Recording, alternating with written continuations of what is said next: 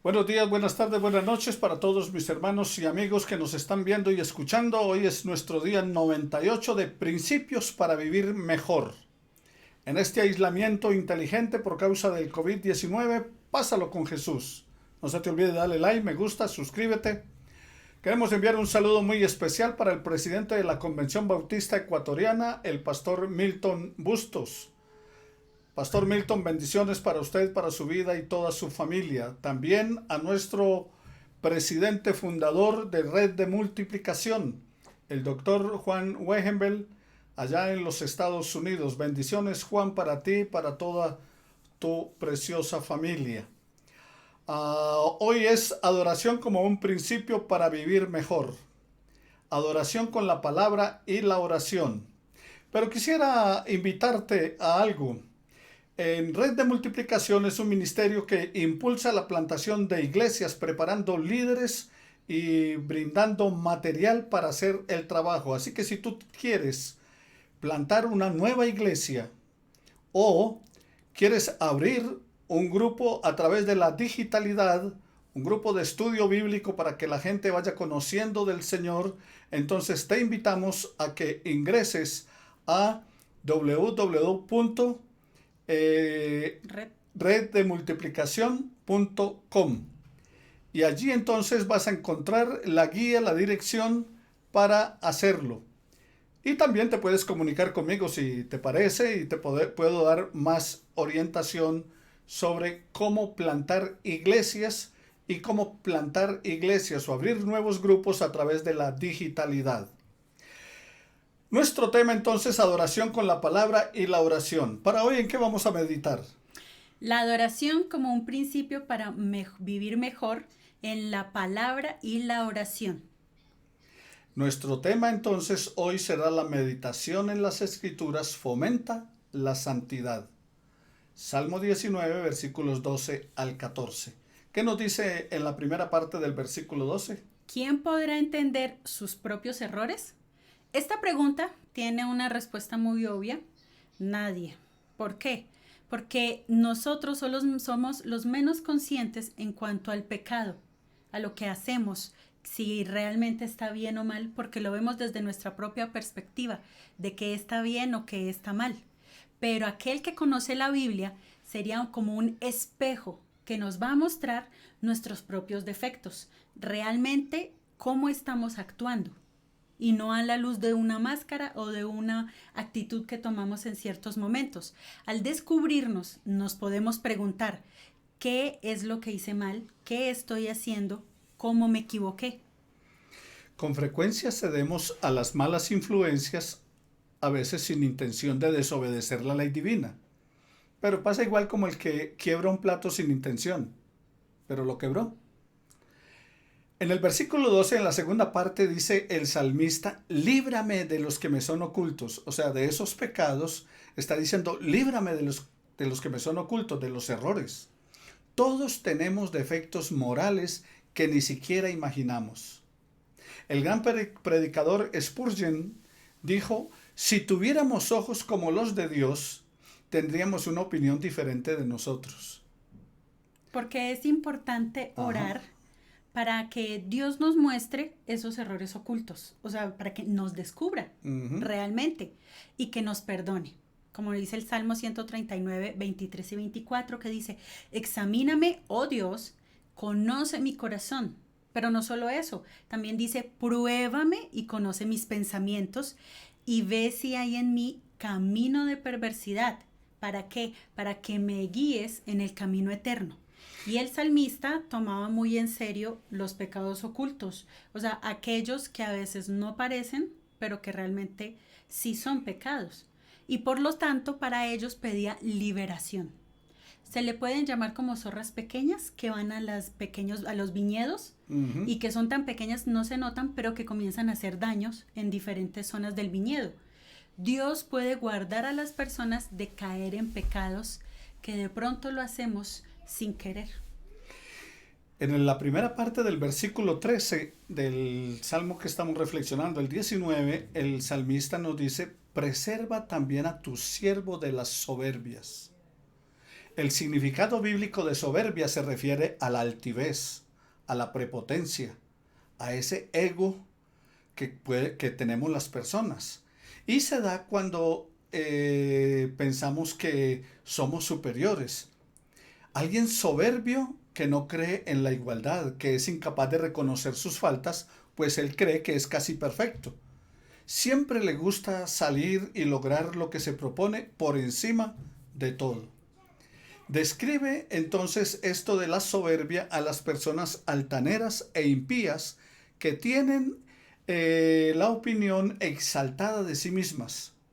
Aquellas que no tienen en cuenta Romanos 12:3 que dice, nadie tenga un concepto más alto de sí que el que debe tener, sino que más bien piense de sí mismo con moderación. Segunda de Crónicas también nos menciona en el capítulo 32 de los versículos 24 a 25. Ezequías cayó gravemente enfermo. Por lo tanto, ora al Señor. Pero este le contesta por medio de una señal milagrosa. A pesar del beneficio que había recibido en ese momento de su respuesta, Ezequías no fue agradecido, sino que se llenó de orgullo, por lo cual el Señor se enojó. ¿Por qué? Porque a veces creemos que como Dios nos ha respondido, entonces es que somos merecedores de esa respuesta, de ese milagro, y por lo tanto hemos dejado de un lado incluso el agradecimiento. El profeta Isaías en el capítulo 2 de los versículos 11 y 12 dice, la mirada altiva del hombre será abatida y humillada. La soberbia de los hombres, solo el Señor será exaltado en aquel día. El día del Señor de los ejércitos vendrá con todo contra el que es soberbio y orgulloso, contra todo el que se ha ensalzado, y ellos serán abatidos.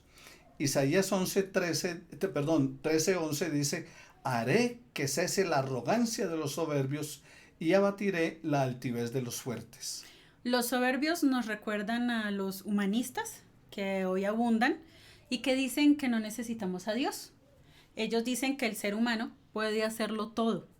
Hay que tener cuidado con esto, porque muchos predicadores tienden a decir lo mismo de una u otra manera. Puedes si crees que puedes. Norman Vincent Fields dice, usted es un campeón. Y en muchos de ellos aplican Filipenses 4:13 fuera del contexto. Es decir, haciéndonos creer que somos nosotros mismos los que hemos logrado lo que Dios nos ha dado. Claro, y como dice, todo lo puedo en Cristo que me fortalece, entonces pensamos que es todo, y no. Hay que mirar en qué contexto Pablo está diciendo que todo lo puede en Cristo que le fortalece. No es en todo, porque usted no puede coger una tractomula y echársela al hombro. Sí, pero es que todo lo puede en Cristo. No, hay que mirar en qué contexto estaba hablando Pablo, y Pablo está hablando acerca de que ha aprendido a vivir contento, cualquiera que sea su situación, sea que tenga o no tenga, sea que haya abundancia o haya escasez. Dice, en todo y por todo estoy enseñado, entonces todo lo puedo, ¿qué? En eso, porque Cristo lo fortalece. El versículo 13 en la segunda parte dice, que no se enseñoree de mí, ¿qué? Las soberbias de las cuales está hablando. Oremos como el salmista ustedes y yo, para que Dios nos ayude a hacer frente a esa actitud. Clamemos para que Dios nos libre del dominio de la soberbia y que también libre a nuestros hijos, amigos, vecinos. Que el Señor nos libre de ello porque es perjudicial tanto para nosotros en lo personal como en las relaciones y para la vida de otros. Afectamos la vida de otros. ¿Qué nos dice en el versículo 13 en la última parte? Dice, con tu ayuda, dice el salmista, con tu ayuda, libre de las soberbias, seré íntegro y estaré limpio de gran rebelión. Seré íntegro quiere decir que voy a ser una persona completa, pero no contaminada por la actitud altanera de los soberbios. ¿Por qué? Porque el que guarda un corazón humilde no vive en actitud de rebelión contra Dios y las enseñanzas de la Biblia. Que la soberbia y la altivez se traducirían como rebelión. ¿Por qué? Porque estoy asumiendo lo que yo quiero, más no lo que Dios me ha puesto a hacer. ¿Por qué? Porque estoy pensando que el que tiene la razón soy yo y no Dios. El versículo 14 dice el poeta, cuando digo el poeta estoy hablando del salmista porque muchos de los salmos son poemas.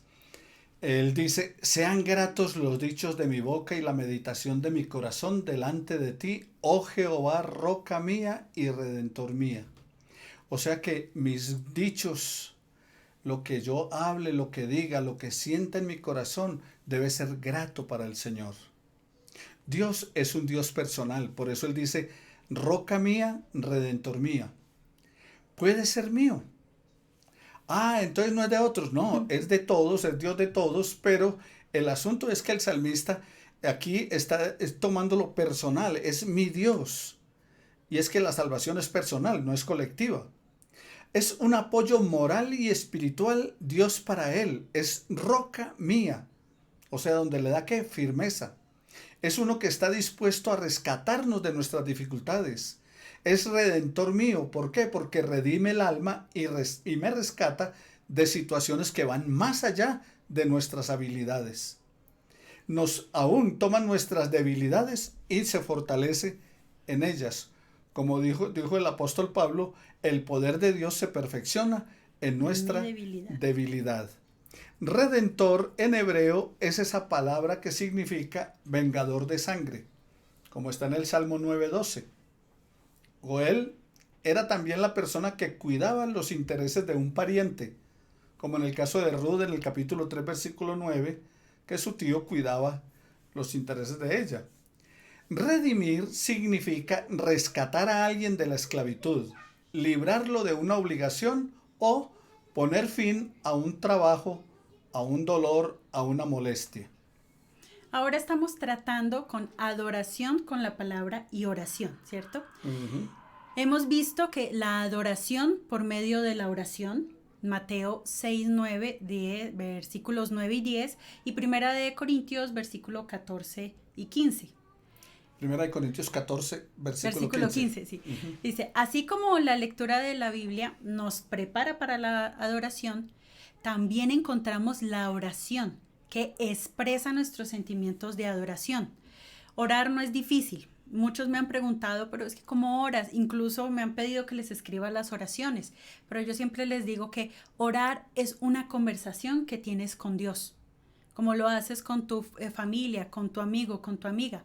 Siempre queremos hablar con alguien que nos ama y a quienes amamos, y cuanto más hablamos es más fácil que queramos seguir haciéndolo. ¿Como Sebastián? Mi nieto Sebastián tiene 6 años y él habla y habla. Y yo le dije, oiga, ¿usted por qué habla tanto? Y su respuesta fue, es que tengo muchas palabras. Entonces también, cuanto más hablemos con Dios, más palabras tendremos para hablar con Dios. O sea, si oramos mucho, pues va a ser más fácil cada vez orar. Nos cuesta es arrancar, nos cuesta es comenzar. Pero a medida que lo vamos haciendo, entonces va siendo mucho más fácil.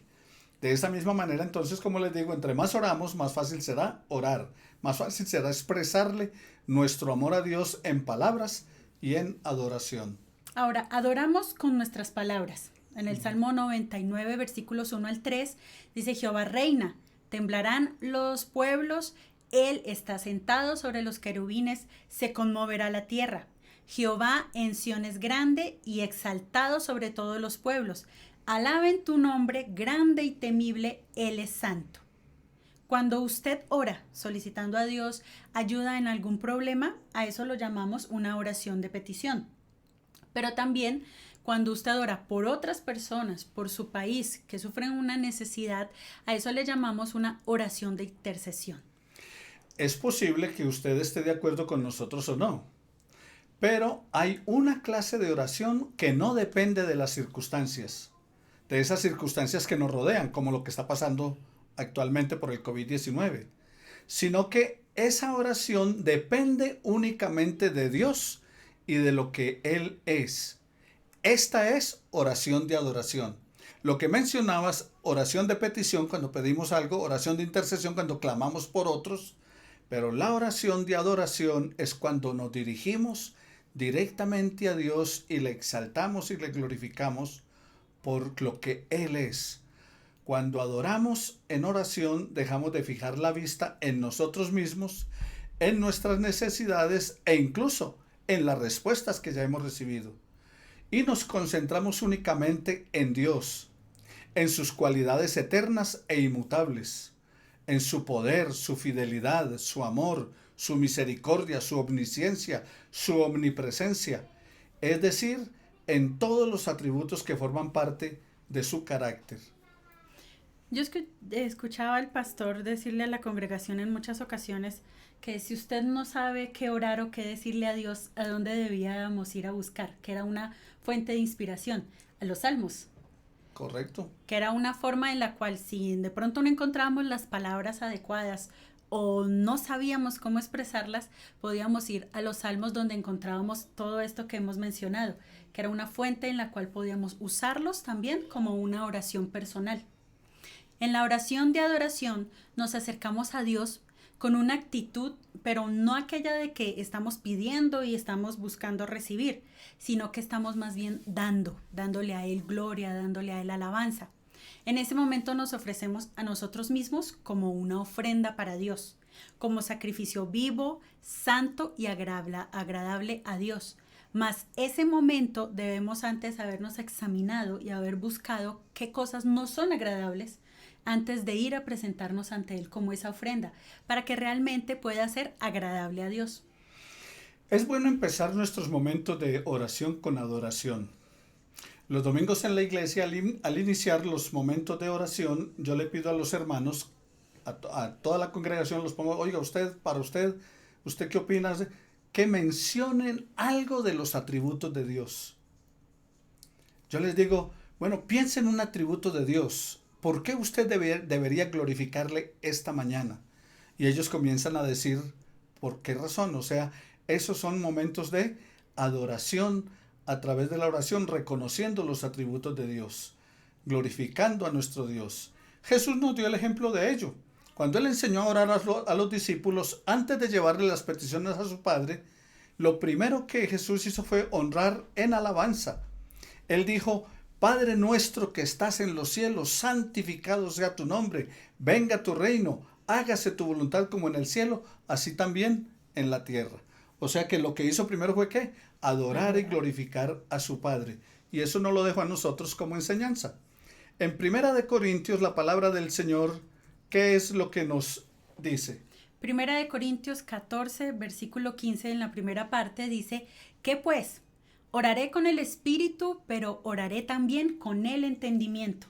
Aquí menciona dos cosas importantes. La oración es parte íntegra de la adoración. La adoración se efectúa cuando el espíritu del hombre se dirige al espíritu de Dios. Dios es espíritu y los que le adoran en espíritu y en verdad es necesario que le adoren. Juan 4:24. Es decir, que nos conectamos en ese momento con Dios. El Espíritu Santo puede dar testimonio a nuestro espíritu, Romanos 8:16. Y cuando no tenemos palabras para expresar nuestro deseo, el Espíritu mismo intercede por nosotros con gemidos indecibles. ¿Por qué? Porque tanto conecta nuestro entendimiento con nuestro espíritu. Entonces, mis hermanos, hasta aquí tenemos que la adoración tiene que ver también con la oración. Entonces, oramos y adoramos. Y no podemos adorar sin orar. ¿Por qué? Porque nos dirigimos a Él y hablamos con Él. Como dice el apóstol Pablo, yo oraré con el Espíritu, pero también con el entendimiento. Cantaré con el Espíritu, pero también cantaré con el entendimiento. El canto también tiene un lugar especial en el culto de adoración, sea privado o sea público. Pero ambos, tanto la oración como los cantos, para ser de una verdadera adoración, tiene que ser sincero y espiritual. Esos momentos en que debemos acercarnos a Dios con transparencia, con corazón sincero, en plena certidumbre de fe. Oremos al Señor y pidámosle que dirija nuestras vidas y le damos gracias por la oportunidad que nos dio de reflexionar sobre esto. La adoración en la palabra y en la oración. Que tu vida y mi vida sean edificados por la palabra del Señor cada día. Ora a Dios. Busca la palabra del Señor para que te oriente cómo glorificar y exaltar su nombre por lo que Él es. Y también dale gracias y glorifícale por lo que hace por ti, por lo que hace en favor tuyo y de tu familia. Padre, gracias te damos, bendito Dios, en el nombre de Jesús, por la dirección que das a nuestra vida, por permitirnos adorarte y glorificarte con todo nuestro corazón, con toda nuestra mente y con todas nuestras fuerzas. Te glorificamos, eterno Dios. Enséñanos a orar. Enséñanos a estudiar tu palabra para que podamos ser adoradores en espíritu y en verdad.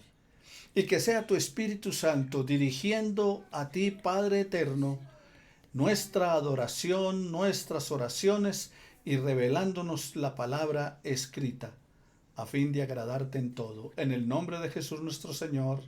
Amén y amén. Y amén. Bendiciones para todos, que el Señor les guarde. Nos veremos entonces en nuestro próximo estudio. Un saludo a Reinelio Giraldo en España. Bendiciones.